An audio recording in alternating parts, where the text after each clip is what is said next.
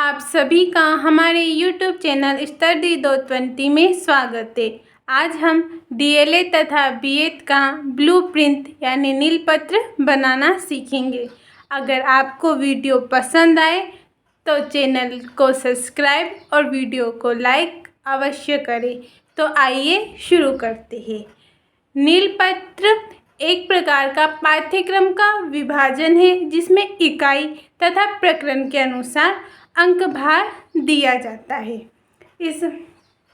इसके अंतर्गत ब्लूप्रिंट या नीलपत्र किसी भी अच्छे आदर्श प्रश्न पत्र के निर्माण से पूर्व ब्लूप्रिंट का निर्माण किया जाता है।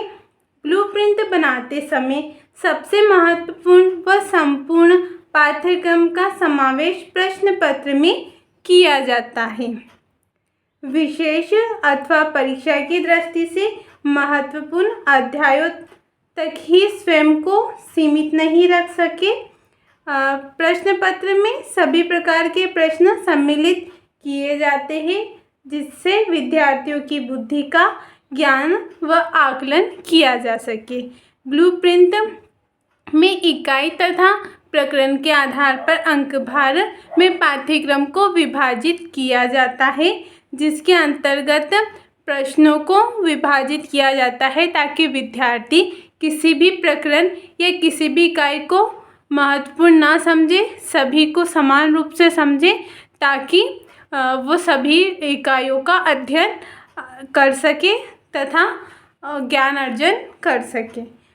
जो हमारा ब्लूप्रिंट होते हैं वह कितने भागों में किस किस रूप में होते हैं वो हम सीखेंगे, यानी उसके प्रकार क्या होते हैं। शिक्षण उद्देश्यों के आधार पर अंक भार देना।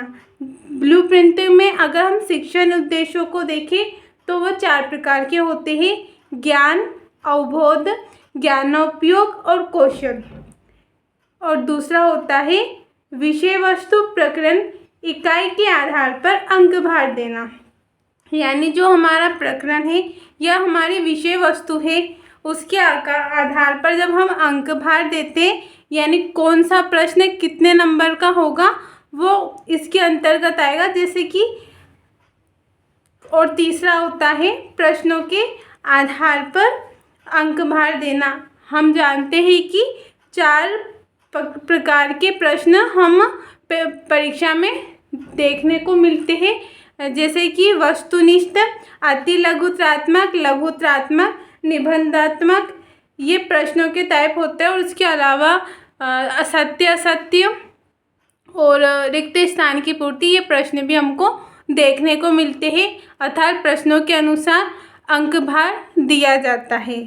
आप ब्लूप्रिंट में अगर आपको लिखना है तो आप ऐसा का ऐसा लिख सकते, ये बिल्कुल सही है। उसके बाद आता है शिक्षण उद्देश्यों के आधार पर अंक भार देना। आदर्श प्रशिक्षण समस्त उद्देश्यों की पूर्ति करने वाला होना चाहिए। अतः उद्देश्यों का निर्धारण कर उन्हें अंक भार प्रदान करना चाहिए कि किस उद्देश्य को प्रशिक्षण में कितना महत्व दिया जाना चाहिए। प्रत्येक के अनुसार अंकों का अंक भार किया जाना चाहिए। यानी आप जो विषय वस्तु पढ़ा रहे या जो इकाई है उसमें आप किस तरह से बच्चों को पढ़ाएंगे और वो किस अंक भार के अकॉर्डिंग आपको पढ़ाना होगा। अगर एक प्रश्न 8 नंबर का है तो आपको बच्चों को 8 नंबर के अनुसार ही पढ़ाना होता है, ना कि 2 नंबर या 3 नंबर के अनुसार। यानी अगर 8 नंबर का है तो आपको उस टॉपिक के ऊपर व्याख्या ज़्यादा करनी होती है। उसके बाद आता है शिक्षण उद्देश्यों के आधार पर अंक भार देना। जो हमारे शिक्षण उद्देश्य है जो कि हमने आगे पढ़े थे, ज्ञान, अवबोध, ज्ञानोपयोग और कौशल। अब इस सारणी को आप अच्छे से समझेगा। जैसे प्रश्न संख्या 6 है, यानी आपकी पाठ्य पुस्तक का जो प्रश्न 6 है उसका अंक भार 10 नंबर का है। और जो प्रश्न अवबोध के अंतर्गत जो प्रश्न नंबर 6 है, यानी आपके अति लघुतात्मक लघुतात्मक का जो प्रश्न नंबर 6 है उसका अंक भार होगा 8 और इसका प्रतिशत होगा 32%। और जो ज्ञानोपयोग होगा उसमें 4 नंबर का जो प्रश्न होगा और उसका अंक भार होगा 5। और क्वेश्चन में 2 नंबर का प्रश्न होता है जिसका जो अंक भार होता है वो 2 नंबर का होता है। इस प्रकार आपको 100% में प्रश्नों को विभाजित करना होता है।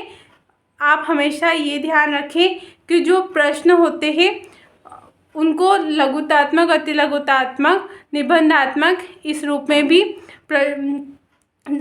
व्यवस्थित करना होता है तथा अंक भार देने होते हैं।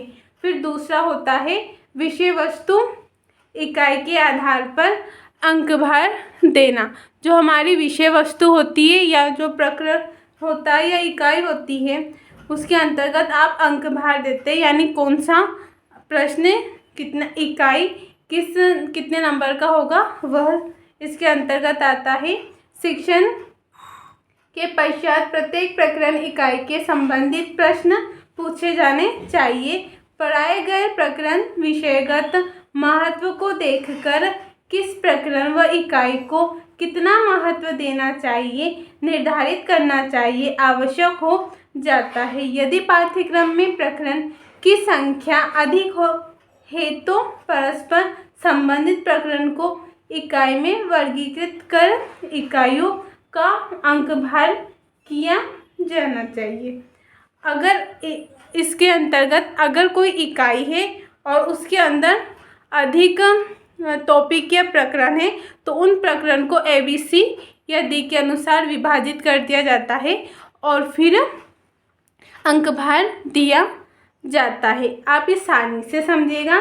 जैसे इकाई है, इकाई जिसके अंतर्गत आने वाले प्रकरण, जैसे और उन प्रकरणों को मैंने ABCD नाम दिया है, आप कुछ भी नाम दे सकते हैं। जैसे इकाई A है उसमें प्रश्न नंबर जो 3 है उसका अंक भार होगा 4 और प्रतिशत निकलेगा 16%। और जो इकाई B है उसका जो प्रश्न नंबर 5 है और उसका अंक भार होगा 5 नंबर अगर हम, और इसका जो प्रतिशत होगा वो 20%। और जो इकाई C उसमें प्रश्न नंबर 4 है जो कि निबंधात्मक ही है, जो 7 नंबर का होगा। यानी इस प्रकार आप इकाइयों को अंक भार के रूप में विभाजित करेंगे। हमेशा 100% में आपको अंक भार मतलब कि देना होता है और इकाई या फिर प्रश्नों के आधार पर आप विभाजित करते हैं कि जैसे A इकाई है वो 4 नंबर की है, B इकाई 7 नंबर की है, C इकाई 2 नंबर की है या D इकाई 4 नंबर की है। इस प्रकार से आप विभाजित करते हैं। यह प्रश्न जैसे निबंधात्मक प्रश्न है वो 8 नंबर का होगा, अति लघुतात्मक 1 नंबर का होगा, लघुतात्मक 2 नंबर के होंगे और सत्य असत्य वाले आधे नंबर के होते।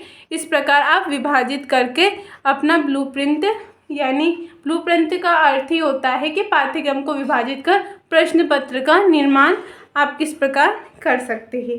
फिर आगे तीसरा आता है प्रश्नों के प्रकार के आधार पर अंक भार देना। जैसा कि मैंने आपको समझाया था पहले कि 4 प्रकार के प्रश्न हमें परीक्षा में देखने को मिलते हैं, वस्तुनिष्ठ, अति लघुतात्मक, लघुतात्मक, निबंधात्मक। तो उसके अनुरूप आपको अंक भार देना होता है। उद्देश्य विषय इकाई का अंक भार करने के लिए पश्चात ये निर्धारित किया जाता है कि कितने प्रकार के प्रश्न परीक्षण में सम्मिलित किए जाने चाहिए। एक आदर्श प्रशिक्षण में वस्तुनिष्ठ, अति लघुतात्मक, लघुतात्मक, निबंधात्मक प्रश्नों को सम्मिलित किया जाता है। आप सभी पेपर देते हैं और दिया होगा, आपको ये प्रश्न हमेशा प्रश्न पत्र में देखने को मिलते हैं, अर्थात प्रश्न पत्र निर्माण में इनको ही सबसे महत्वपूर्ण माना जाता है। फिर उसके बाद आप देख सकते हैं कि प्रश्नों के प्रकार और उनके अंक भार और प्रश्न संख्या दी हुई है जो 100% में से निकाली गई है। उसके बाद ब्लूप्रिंट या नीलपत्र ये इस प्रकार का ये इस प्रकार का पूरा पैटर्न आपका तैयार होना चाहिए। जैसे कि क्रमांक संख्या है वो 5, 1 2 3 4 5, उद्देश्य, प्रश्नों के प्रकार और इकाई का नाम। उद्देश्य आपका क्या है, प्रश्नों के प्रकार, तो इसके अंतर्गत इकाई 1 या ए है, बी है, सी है, डी है। उसके बाद जो ज्ञान होगा, अवबोध होगा, ज्ञानोपयोग होगा और कौशल, इनको विभाजित किया जाएगा वस्तुनिष्ठ, अति लघुतात्मक, लघुतात्मक और निबंधात्मक प्रश्नों में। जो हमारा ज्ञान होगा, जो हम सीखेंगे या बच्चों ने जो सीखा है उसके और अवबोध और ज्ञानोपयोग और कौशल को मानकर हम मूल्यांकन करेंगे।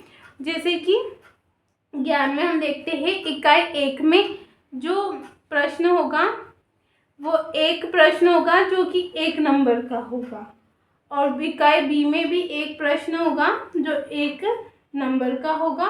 कौन सा होगा, आप हमेशा यहाँ देखिएगा कि जो ये वस्तुनिष्ठ में 1 नंबर का पहला प्रश्न 1 नंबर का, फिर इकाई 2 में पहला प्रश्न 1 नंबर का, जो तीसरी इकाई है उसमें जो सी इकाई है उसमें जो पहला प्रश्न है वो 1 नंबर का है। कौन सा है, वस्तुनिष्ठ प्रश्न, ये आप ध्यान से समझिएगा। फिर जो है अति लघुतात्मक, अब इस इकाई में अति लघुतात्मक प्रश्न आपने नहीं बनाया है तो ये वाला जो कॉलम होगा वो खाली होगा। अब यहाँ जो लघुतात्मक दे रखा है, लघुतात्मक में यहाँ पर जो इकाई दी है उसमें से आपने 2 प्रश्न लिए थे जो 1 नंबर के थे, ठीक है। उसके बाद जो निबंधात्मक जो प्रश्न है इसमें ये 4 नंबर, जो निबंधात्मक प्रश्न उसमें जो 4 नंबर का एक प्रश्न आपने लिया था।